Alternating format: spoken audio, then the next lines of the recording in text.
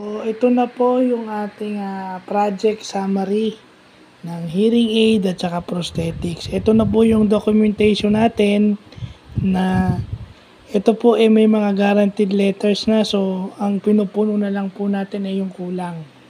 So, ito po ang ipapasa ko kay Press para maipasa niya sa Federation, sa PIDAW Bacoor at sa maaari sa CSWD.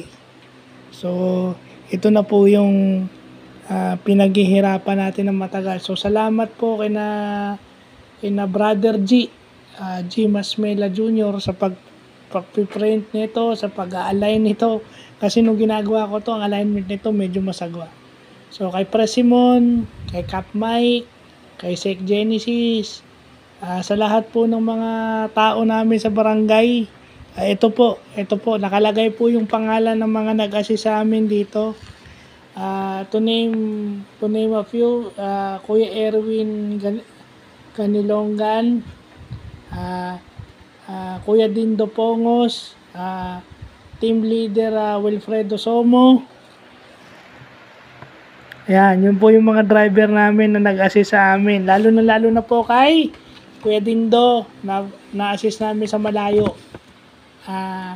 Yung pong sa PBF Prosthetic Center at saka po dun sa DSWD Central Office. Maraming salamat po kay Kuya Dindo sa pagtsatsaga sa aming mga PWD. So, yun lang po.